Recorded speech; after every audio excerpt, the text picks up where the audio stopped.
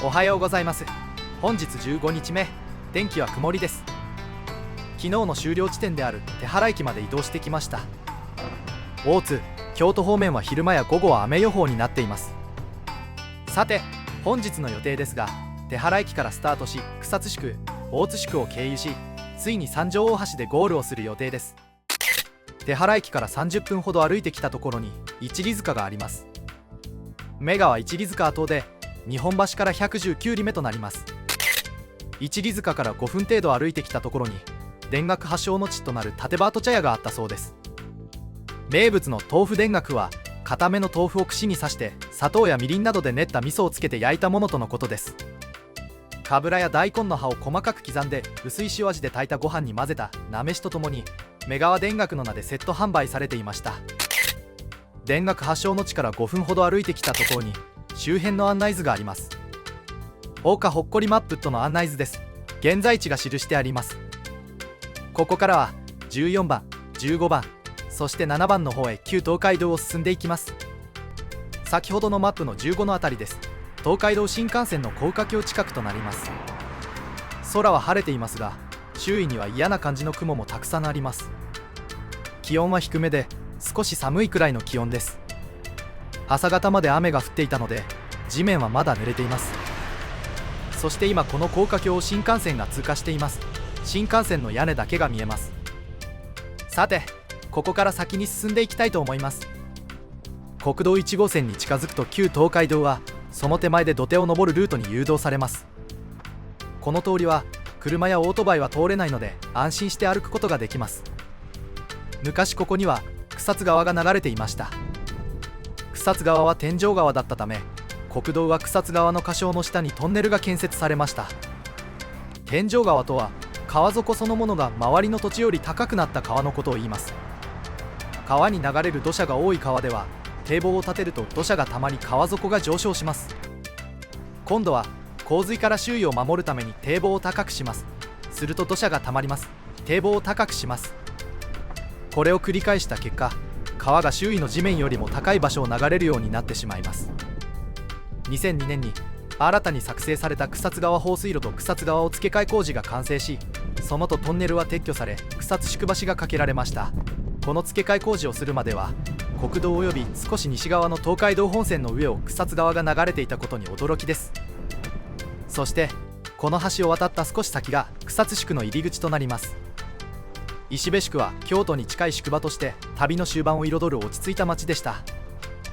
六地蔵の薬屋や大名の整列場所など旅人を支えた歴史が今も残っています。次は草津宿となります。草津宿は現在の滋賀県草津市に位置し、日本橋から約465キロ離れた52番目の宿場町となります。草津宿橋からは目と鼻の先ほどの距離にある場所に草津宿江戸口の出入り口となる道標が見えてきました。火袋付き石像道標とのことです。この石柱には右金正寺信楽道、左東海道伊勢道と彫られています。草津宿は歴史が古く、平安時代から東海道と中山道との分岐点として栄えました。京都、大阪方面からの人々だけでなく、北陸や中山道経由の旅人や物資も集中するため、戦略的にも経済的にも重要な宿場でした。宿場の整備は慶長6年1601年に徳川家康によって本陣、脇本陣が設けられたことに始まり、最盛期には旅籠が70軒以上を数えたとされます。本陣は現在も草津宿本陣として建物が保存・公開されており、国の史跡にも指定されています。京側から来た旅人は中山道との分岐点となる追い分けとなります。ここには火袋付き石像道標が立っています。これと同じデザインの道標が旧東海道の草津宿の入り口に立っていました。東海道と中山道の追い分けに石造りの道標があり、右東海道伊勢道、左中山道美濃路と文字が刻まれています。ちなみに中山道海の字は中山道と美濃路となります。美濃路は東海道の宮宿熱田から中山道の垂井宿までを結ぶ街道となります。右のトンネルから来ている道が中山道となります。考察バートもトンネルの真横に復元したものが設置されています。東海道と中山道はここで合流し大津へと進みます。追い分けからすぐのところに草津宿本陣があります。宿場の本陣は現存する建物としては二川宿とここだけとなります。田中本陣が資料館として公開されています。この本陣は敷地1315坪、建坪 288.5 坪、部屋数41余りもあり、国の史跡に指定されています。2025年4月1日から一般公開再開されましたが、通過した時間が早かったためまだ営業開始していませんでした。追い分けから10分ほど歩いてくると黒門跡があります。京型の入り口である宮町と八倉村との境には1817年文化14年には黒門が設置されており、宿内街を境とする施設として存在していたようです。つまりここに京川の見附があったとされています。この黒門は幕末期に草津宿役人を務めた駒井与左衛門の記録に基づけば、もともとは宮川に架けられた宮川橋の南詰にあった見附の石垣の上に建てられていたものが、石垣が壊れたため八倉村境に移築されたとのことです。追い分けから20分ほど歩いてきた場所に八倉立場がありました。立場は宿場間に設けられた人々が休息する場所となります。この立場では乳母が餅が名物だったそうです。そしてこの立場では対岸の大津までを船で渡る矢橋の渡しへの矢橋道との分岐点でもありました。旅人の多くはここで東海道を瀬田橋回りで行くか、矢橋道を経て矢橋の渡しで渡るかを思案する場所だったそうです。急がば回れの語源になったところと言われています。船を使用すれば早いのですが、湖上が荒れて船が出なかったり風待ちなどがある矢橋の渡しを利用するより、回り道でも瀬田橋を使用した方が着実であることから、成果を急ぐなら遠回りでも着実な方法を取る方が良いことを指南したものとなります。休憩を考えていたらちょうど良さげな場所がありました。屋根とベンチもセットになっていて小休憩にちょうど良いところです。湧き水もあり、小さいなりにもきれいに整備されていて居心地がいいです。ここは野地の玉川とも萩の玉川とも呼ばれて、古くから名勝地として知られた日本六玉川の一つとのことです。萩の名所でもあったそうです。一里山2丁目北交差点に一里塚の石碑が立っています。大ヶ谷一里塚跡となります。日本橋から121里目の塚となります。塚は消滅しましたが石碑が残っている一里塚です。そして一里山と地名にもなっています。一里塚の信号を渡ったところで京都方面を撮影してみました。こちらの方向が京都方面となるのですが、まだ天気は良さそうです。昼頃には雨の予報になっていますが、予報は当たらないでほしいものです。目の前に見えている信号機、一等式信号が設置されている交差点を左に曲がります。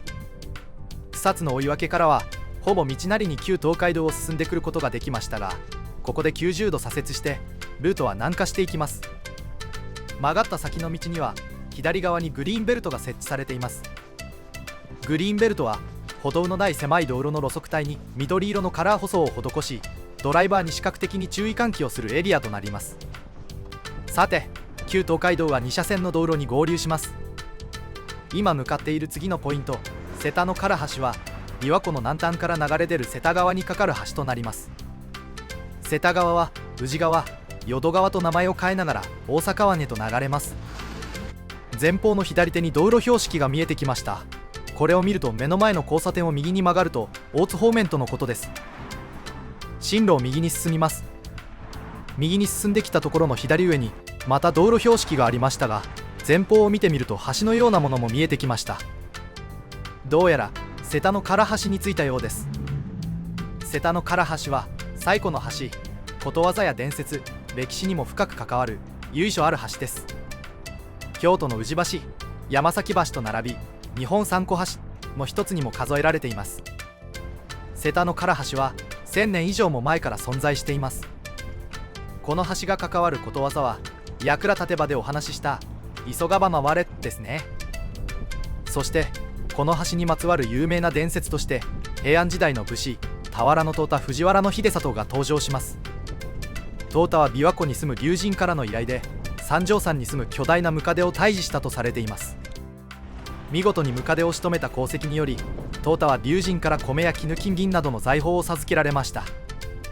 この出来事は淘汰がムカデ退治の英雄、さらには武士の始祖と称えられるきっかけとなり、今も橋の周辺には彼を偲ぶ像や石踏みが建てられています。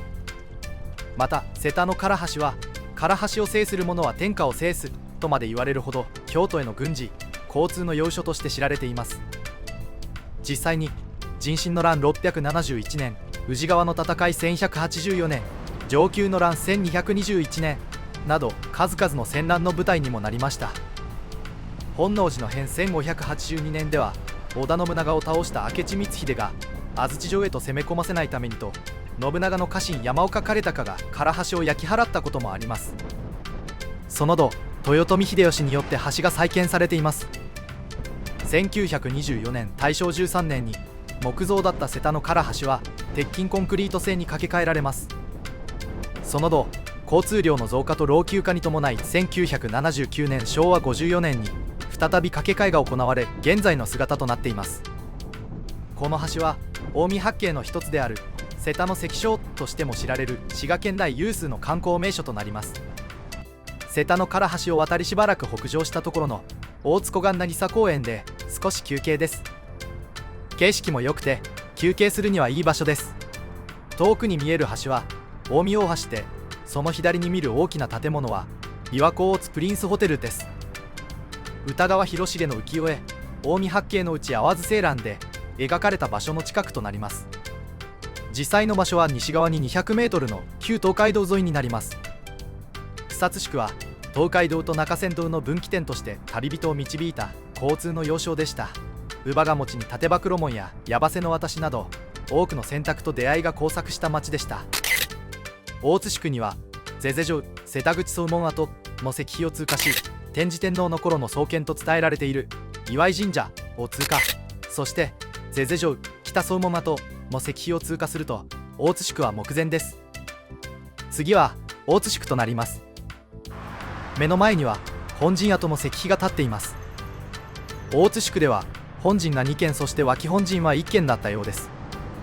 当時の本陣は3階の楼上からの琵琶湖の眺めが絶景だったと言われています。北側には京阪京新線が路面上に出てくるポイントが目の前にあります。そして進行方向になる南側にはすぐ隣に明治天皇がご休憩されたとする明治天皇聖石碑が立っています。東海道53次の旅もついにここ大津宿が最後の宿場となります。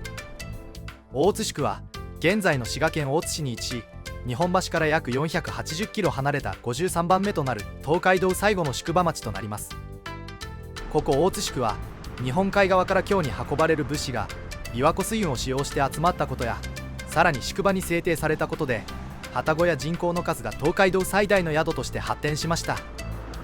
ここは道の右側を歩いていないと気づかずに通り過ぎてしまいそうなのですが、京阪京新線が東海道本線を越える場所にレンガ造りで重厚な佇まいの跨線橋が建てられています。下のトンネルを通るのは JR 東海道線、跨線橋の上を京阪京新線が通っています。そしてこの跨線橋には2つの名前がついています。 JR では上関寺隧道といい、京阪では蝉丸跨線橋と言います。この跨線橋は1921年大正10年に作られました。レンガの風合いが素晴らしいです。話は変わりますが、この旅をするきっかけをお話ししたいと思います。最初はこのような旅をすることは全く考えていなかったのですが、この旅をする3ヶ月ほど前から運動不足を解消するためにウォーキングを開始していました。最初は毎日の日課として5キロ、そして10キロと伸ばし、さらに週に一度は20キロあるいは40キロを歩いていました。40キロのウォーキングを数回こなせるようになった時に、歩いて旅するならどのような歩き旅がいいかを考えるようになっていました。せっかくならひたすら歩き続けて少し無茶ぶりな要素があるような旅をしてみたいと考えるようになり、最終的には旧東海道を歩くことにたどり着いたという感じです。そしてその勢いのまま旅の準備をし、今日に至っています。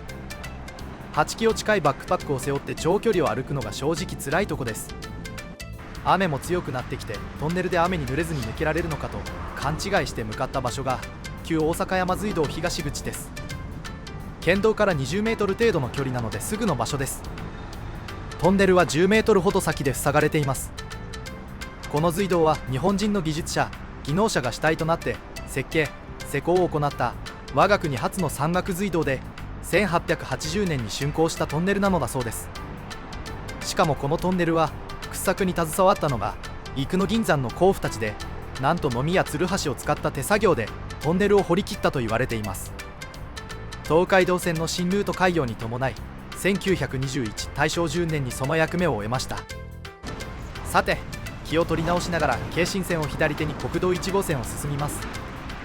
坂道になっているので登っているが正しいです。大阪山関跡まで上り坂となります。大阪の関は古代から福井県の愛発の関、岐阜県の不破の関、三重県の鈴鹿の関で三元と呼ばれていました。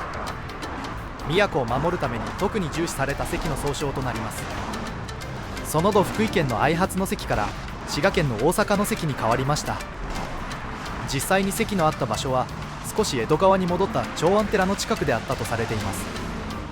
そして前に見えてきた信号の横断歩道を渡った右あたりが大阪山関跡となります。強めに降ってきている雨に気を取られてしまい、ここは通過してしまいました。そして横断歩道を渡ったその先の道が200メートルほど旧東海道だったのですが、まっすぐ進んでしまいました。国道1号線の487キロポストです。日本橋から487キロ地点です。映像だと見えにくいのですが、雨って雨がかなり降っています。そして進行方向に向かって歩いている国道1号線の右側には京阪京神線、さらにその右が名神高速道路です。高速は壁があるのでトラックの屋根が見える程度です。雨の強弱が激しく、長時間の予報でもないためレーンウェアを着ないで雨宿りでしのいでいます。時には木の下で雨宿りして、そして時には軒の下で雨宿り、また時には立教の下で雨宿りです。なんだかこうして雨宿りしながら歩くのも楽しくなってきています。そして小雨に濡れつつも追分駅の手前で国道1号線から旧東海道は左に分岐します。左に進んですぐのところに追分があります。ひげ茶屋追分は右に進むと東海道で京都方面へ、左に進むと奈良街道で宇治方面への追分となります。この追分を右側に進んでいきます。追分から500メートルほど進んだところで再度国道1号線に合流です。左手に進んだところで京都府京都市に入りました。ついに京都です。でも徒歩ではこの先は進めないので、少し後ろにある歩道橋で右側に渡ります。どうやらこの歩道橋が旧東海道になっているみたいです。歩道橋の上から周囲を見るとまだ黒い雲が目立ちますが、京都方面は晴れ間が広がっています。このまま雨が止むことを期待します。ここに久土米市についての解説版と実物の一部がありますが、この先で久土米市について再現している広場があるので、そこで簡単にお話しします。三条大橋へと残り4キロを切ったあたりで緩やかな上り坂から始まって、そしてきつめの上り坂になりました。この日の岡の峠道は昔はもっときつく難所の一つだったそうです。峠の頂上を掘り下げてその土砂を坂道に敷いて緩やかな勾配にするなどして1738年元文3年に改修し改善をしたとのことです。すごいです。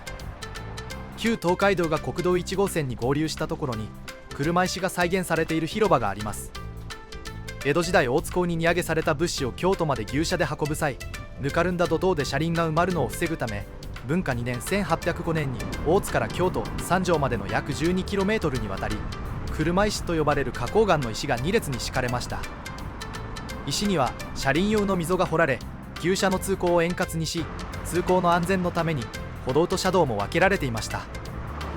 また道幅の都合で午前は京都行き、午後は大津行きと時間帯による一方通行が行われていました。車石は現在も一部が残されており、当時の交通と土木技術を伝える貴重な文化遺産となっています。上り坂はまだまだ続きます。この地は東国から都への交通の要衝であり、粟田口に位置しています。ここは東海道の最後の難所、日の岡峠に続く高みで粟田口峠と呼ばれていたそうです。明治以降は日の岡峠と呼ばれているそうです。そしてこの都と郊外の境界に位置するこの地には公開処刑場が設けられていました。江戸時代には粟田口刑場としてこの地で貼り付け、獄門、家刑が行われました。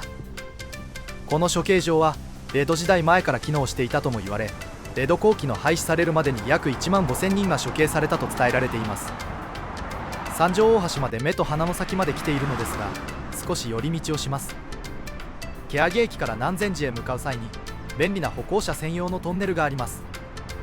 ねじりマンポと呼ばれ、上部を通るインクライン傾斜鉄道と斜めに交差する形で掘られており、内部のレンガは強度を確保するために螺旋状ねじれに積まれています。そのため天井が斜めにねじれた独特の構造となっており、明治時代の土木技術を伝える貴重な遺構です。赤レンガの外観と内部の複雑な構造はとても印象的で、秋には日差しによる美しい陰影も楽しめるそうです。そして早朝には人も少なく、京都らしい静けさと風情の中でゆったりと歩くことができそうです。トンネルを抜けてこの道を進むと南禅寺にたどり着きます。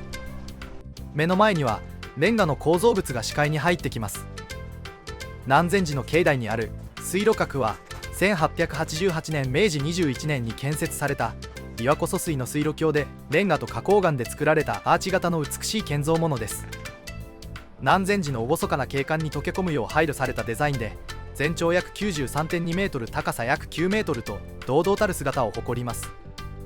そして水路閣の上部には今も毎秒2トンの水が流れ、京都市内へと水を供給し続けているそうです。レンガ造りのアーチが連なる橋脚はノスタルジックな雰囲気を醸し出しています。国外から多くの観光客が訪れていました。朝の静かな時間帯は人も少なく落ち着いて散策ができそうです。そういえばこんな感じで某アニメのオープニングにも使われていましたね。元の場所に戻ってゴールの三条大橋に向かいます。欅交差点を西に向かって進みます。ついに見えてきました。三条大橋です。あと100メートルほどの距離です。目の前の三条大橋交差点を目視しながら進むのも少し複雑な気分です。